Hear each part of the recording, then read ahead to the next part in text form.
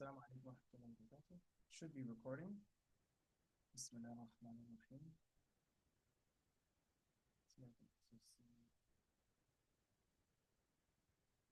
I'll make a chat.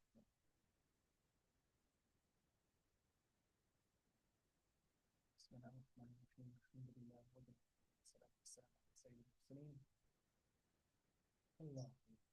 اللهم علمنا ما ينفعنا وانفعنا بما علمتنا وزدنا علما سبحانك لا علم لنا الا ما علمتنا انك انت العليم الحكيم نوينا تعلم وتعليم وتذكر وتذكير ونفع وانتفاع وإفادة واستفادة وحث على التمسك بكتاب الله وسنة رسوله صلى الله عليه وسلم ودعاء على الهدى ودعاء على الخير ابتغاء على وجه الله تعالى ومرضاته وقربه وثوابه سبحانه وتعالى يا رب. Inshallah ta'ala, we will continue our learning of the Arabic language and focusing on the primary acquisition and that foundational acquisition of the language, which can feel sometimes to be either too fast or too slow. It's very rare at this stage for a student to feel extremely comfortable. They're either thinking the course is going too fast or it's going too slow. And there's a reason that people always go to one extreme. And that reason is because the concepts we're covering are foundational concepts. So they are frameworks by which everything else revolves around, meaning that they're quite abstract. So it's quite easy to get caught up. But if you feel like it's going too slow, just be patient. And if you feel like it's going too fast, just be patient. You're both in the same boat, in fact. And it will only become more clear with practice. So basic review of what we've covered. This is our 5th class, if I understand correctly. And the review of what we covered is, so far, alhamdulillah, we've learned the words of Surah Al-Fatiha. We've learned the grammar around the types of words, the types of cases. We've learned some of the basics. And we've learned a group of pronouns, 8 pronouns. Their detached version as well as their attached version. So as far as the detached pronouns go, we have, ana and nahnu. Those are the 2 first-person pronouns. Ana and nahnu. If you have attached pronoun, which can be used in many different ways, but if you have an attached pronoun, it's going to be for ana, which is I, me. It's simply going to be e. You're going to add a ya with sukun at the end, and you're going to make whatever comes before a kasra. Right? And we'll have a couple of different examples of that. Our second one, nahnu, is na. And then, of course, we have huwa, hu. Our pronoun hiya, and the attached version of that pronoun is ha. So the pronoun has a detached version and it has a suffix version. Note how those in the attached column are written. It has that dash, that kind of connecting line before it, showing you that it's not actually written separately. It's not a separate word, but it's written together. It's written together with the word. It attaches to the word. So it attaches at the end of a word, making it a suffix. So huwa and hiya, those are our second person pronouns, right? People who are, actually those are third person rather, excuse me. Is this? There we go. So we have anta, anti, ka, ki, antum, and hum. Antum and hum, those are the 2 plurals that have come up. Anta and anti, that's you. Anta is you masculine, anti is you feminine. Anta is you masculine, anti is you feminine. And then antum is a group, that's plural. That is a group. And it is a group that has at least 1 male as well. We want to be very specific. And then whom, they, them. Whom and whom. Right? Antum becomes kum, but whom and whom. Right? Some of these can in fact change. Like kum will always be kum, but hum can sometimes become him. So we'll learn those exceptions, inshallah. So more reviews. How can we use these pronouns? Well, a attached pronoun, right? A suffix pronoun, in fact, can be just thrown onto any noun, right, within reason, and it can make it possessive, right? So you can't, if you have the article alif lam at the beginning, if it was not the word deen, if it was a deen, right? This word is deenun, a judgment or a religion or a debt, a law, right? A system. So deen, deenun, if it was a deenu, which is plural, alif lam, or excuse me, which is definite, alif lam at the beginning, a deenu, then you wouldn't be able to just add a pronoun at the end. You wouldn't be able to, if it was the religion, I wouldn't be able to say my the religion. I would just say my religion. I can't say the and have that definite article as well as having a possessive article. So same with the Arabic, right? Dinun, I can't have the alif lam at the beginning, but now without the alif lam, I can add any kind of pronouns I want. So now you see it's written dinuka. That almost looks as if it's one word, but in fact, it's not written out as one word. Dinuka, in fact, is two words, din and ka.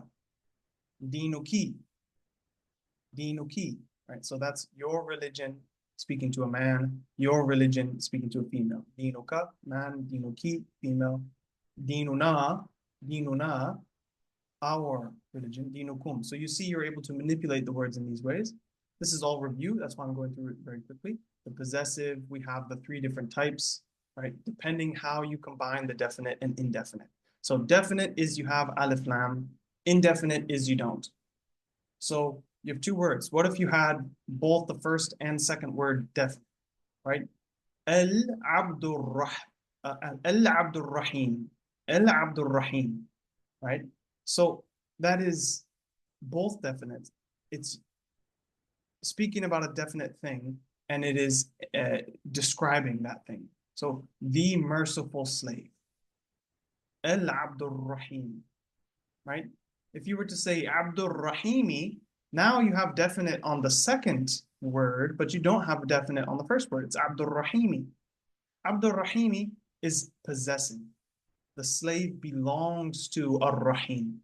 So this is the slave of the most merciful, the slave of Ar-Rahim, the Ar-Rahim. So Abdur Rahimun, Al-Abdur Rahimun would be definite and then indefinite. That's going to be a predicate. So it will be the slave, Al-Abdu Rahimun. He has the quality of being Rahim. So definite followed by an indefinite, you're saying this is this. So the slave is merciful. Versus saying the first one, if we look at the table, the first box, Al-Abdur Rahimu, the merciful slave. The one next to it, Al-Abdur Rahimun, the slave is merciful. The one below that, Abdun Rahimun, a merciful slave. So top left, the merciful slave. Bottom left, a bottom right, a merciful slave.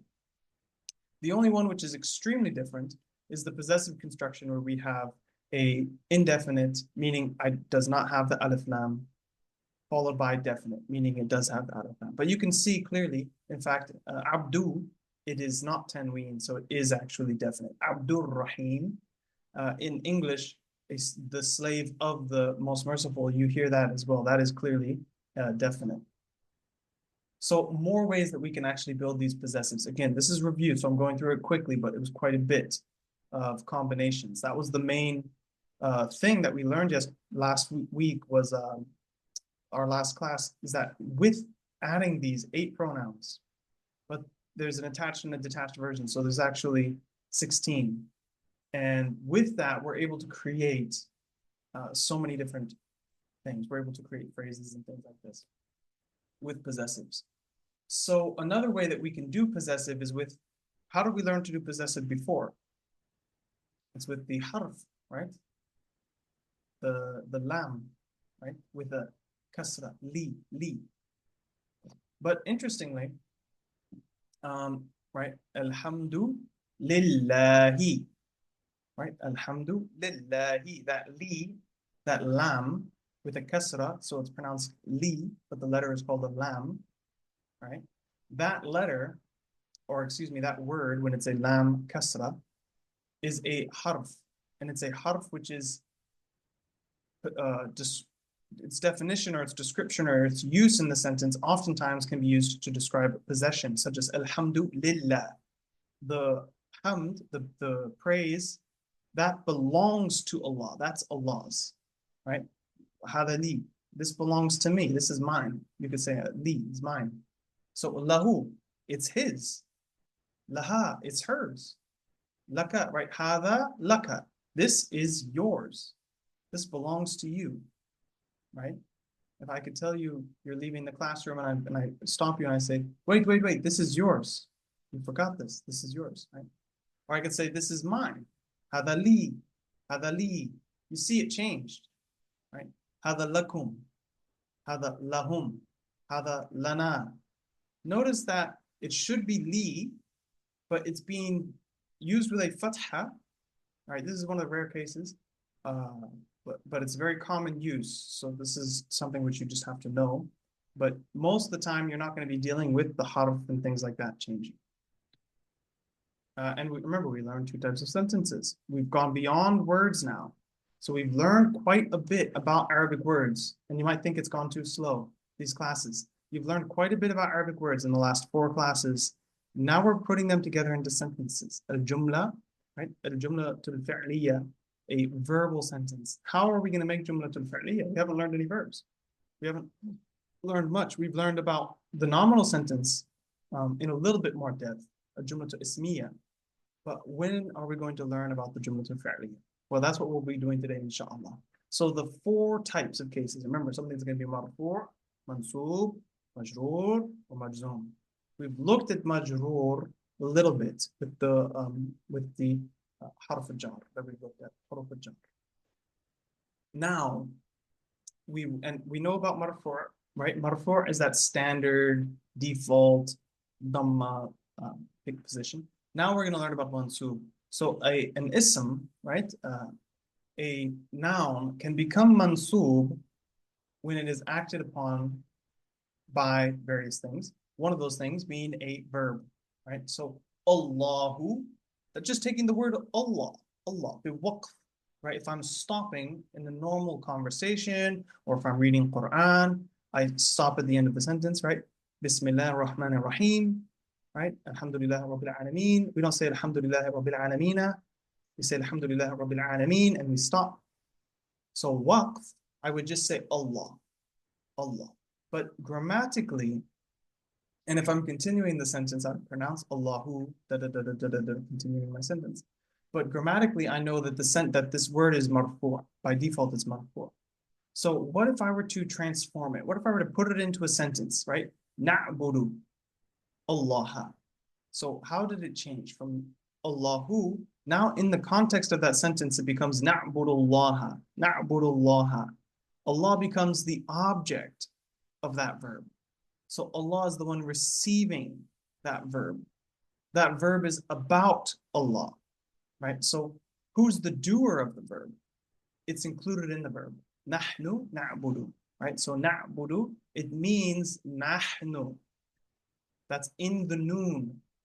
That nahnu, na'budu, right? Ana a'budu. Ana a'budu. Right? Anta ta'budu. So if you're saying a verb, then the conjugation of that verb is going to tell you the pronoun. It will tell you the doer. It will tell you the subject. So the subject is included in the verb. You do not need to articulate it. You do not need to say nahnu na'budu Allah. You can just say na'budu Allah. Right? Nahnu, we. Na'budu, we worship. So you're saying we worship. So you're repeating yourself. And in Arabic, it is considered repeating yourself because in Arabic, repeating yourself is a common grammatical tool, or not grammatical tool, but balagha. It's a rhetorical tool, which you can use to emphasize things, right? So if you want to emphasize things, you certainly can do so with many different ways. One of them is repetition, right? So by saying a pronoun in a sentence and emphasizing it that two times, once in the verb and then once explicitly, then going out of your way to mention it again, that carries a beautiful rhetorical meaning. It's used in using the speech and the language in a high level.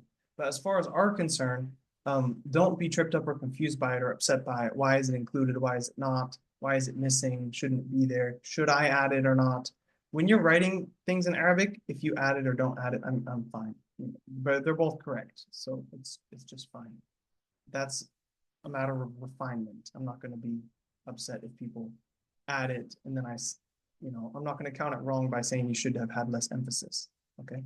So, but I'm putting it like this almost exclusively without the pronouns. Why? I want you to become more accustomed to it, especially as English speakers, that we become accustomed to the way that it's done.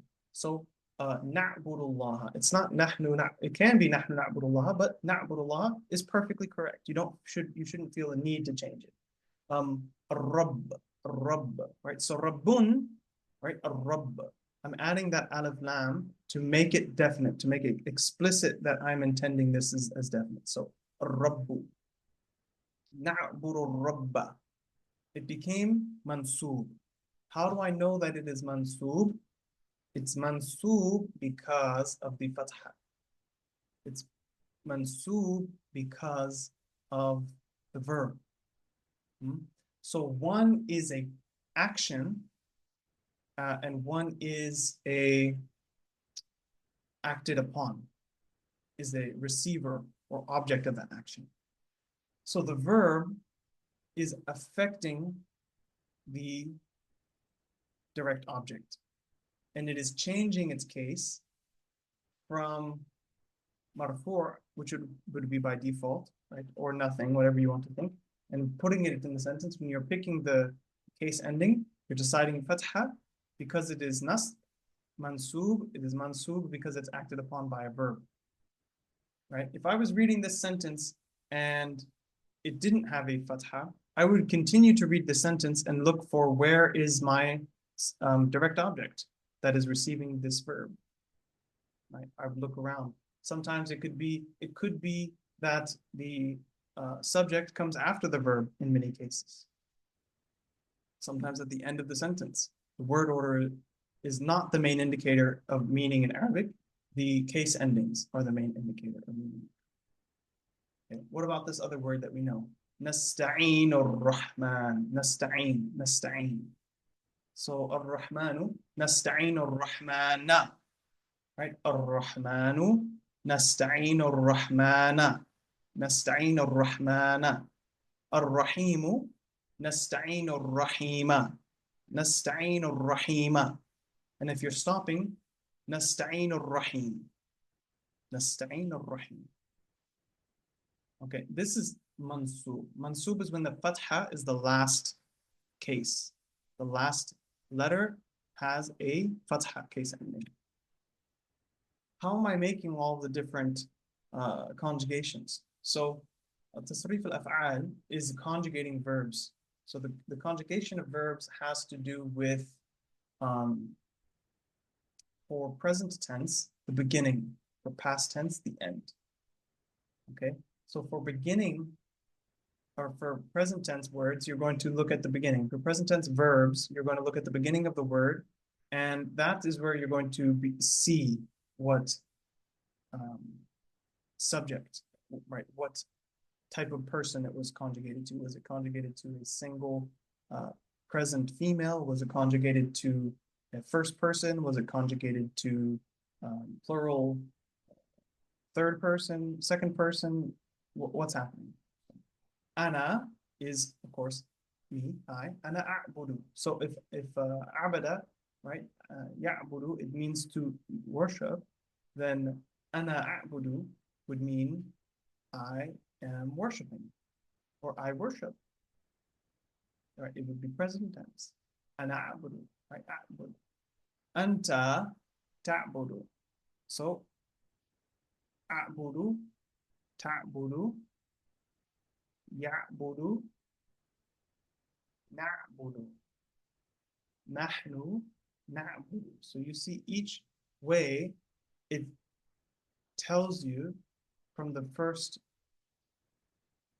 sound, from the first letter. A'budu, ta'budu, ya'budu, na'budu.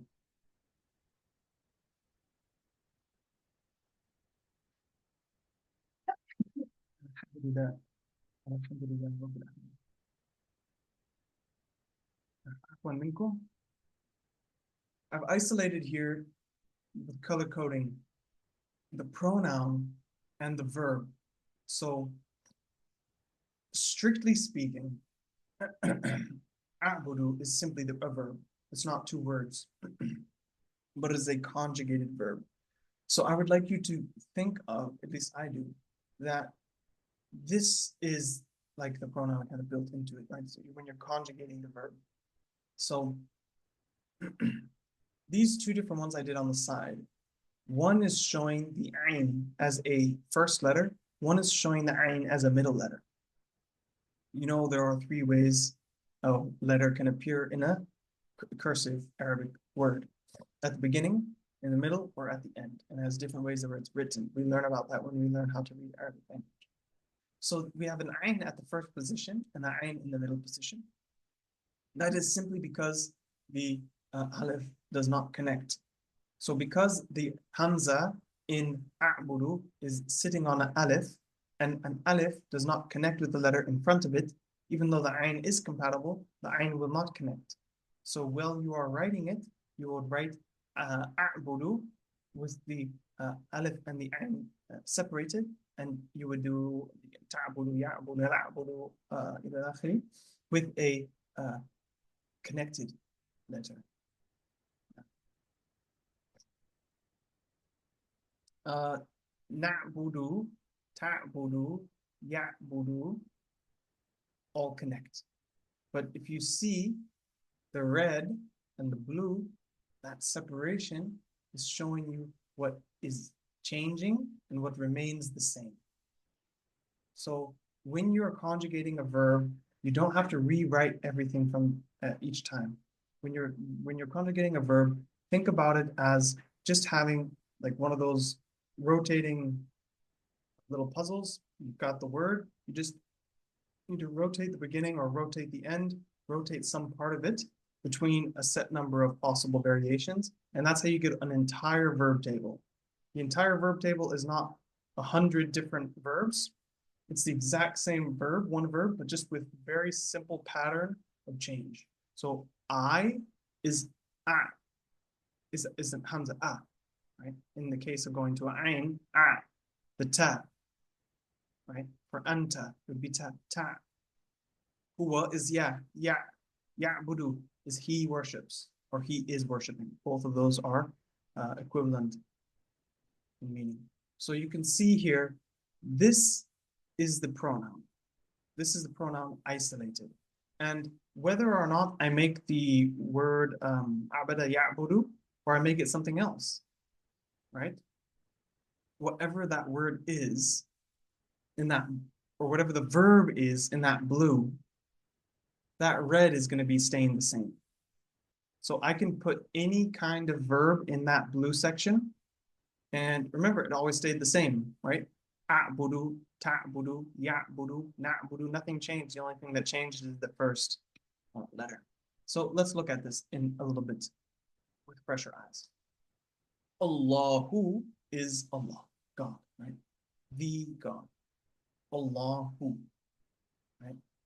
Na'budullaha is we worship Allah. That's the translation.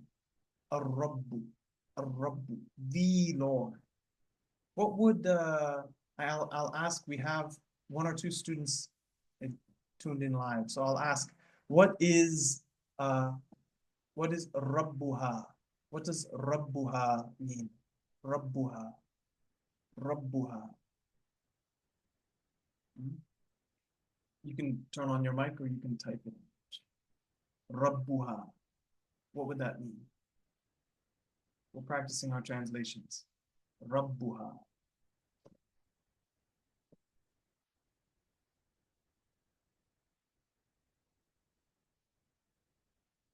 Rabbuha. Allahu na'budu Allaha. Rabbu na'budu Rabba. What if I were to say Rabbuha? Na'am. Her Lord. Rabbuha. So if I said na'budu Rabbuha, it wouldn't be Rabbuha, would it? It would become na'budu Rabbaha. Na'budu Rabbaha. So I have verbs, pronouns, nouns, possessive suffixes. How many sentences can I make now? So many different types of sentences. Ar-Rahmanu nasta'inu ar-Rahmana. So look at this. Break it down into a few different parts here.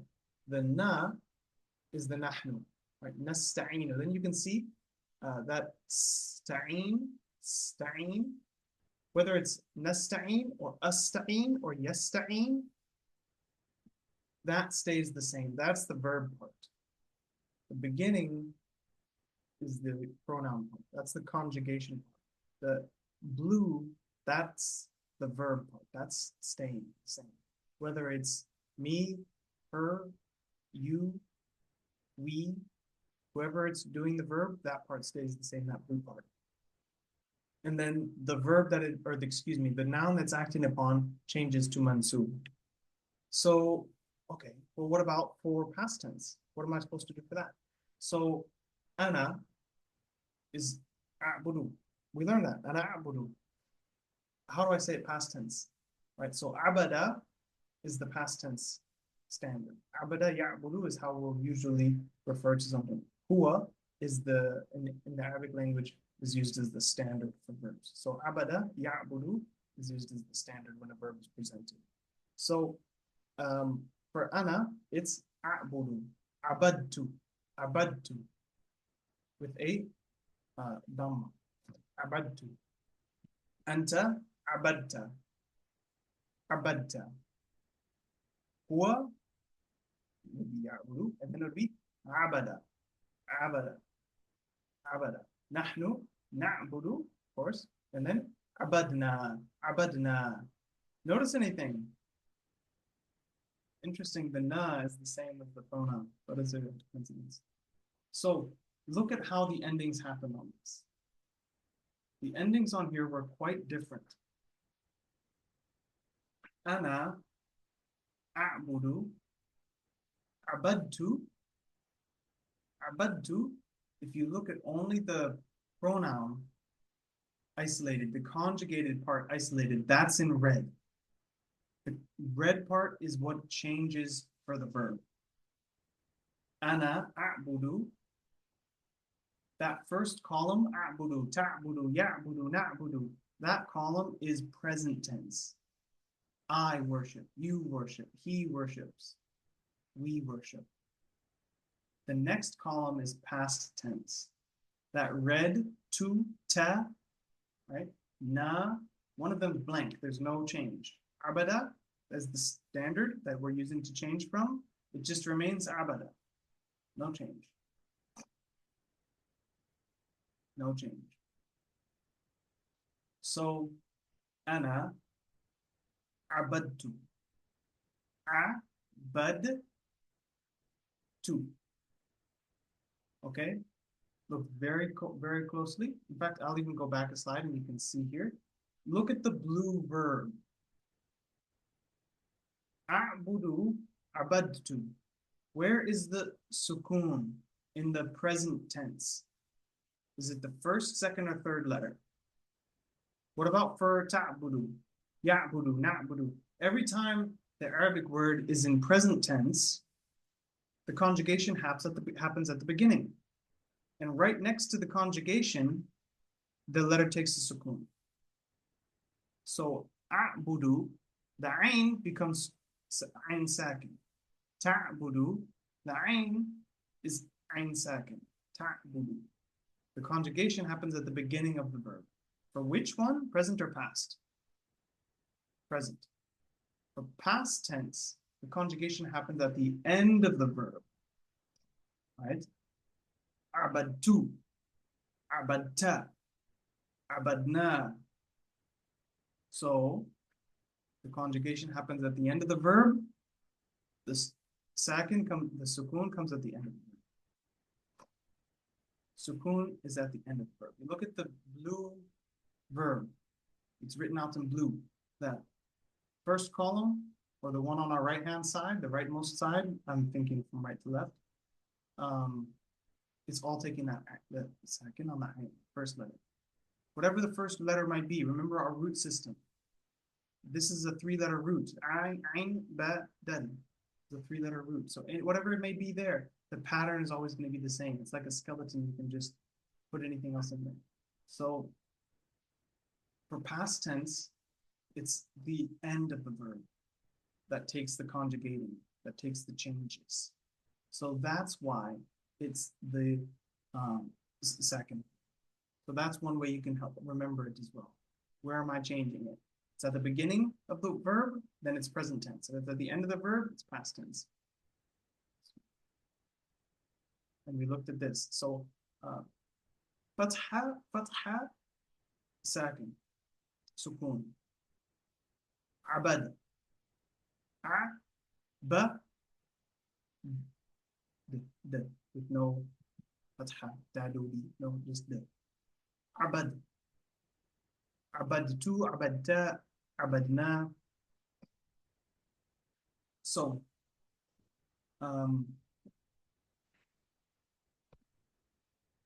for the present tense, it's taking sakin, sukun, dhamma, dhamma, and then for past tense, fatha, fatha, sukun.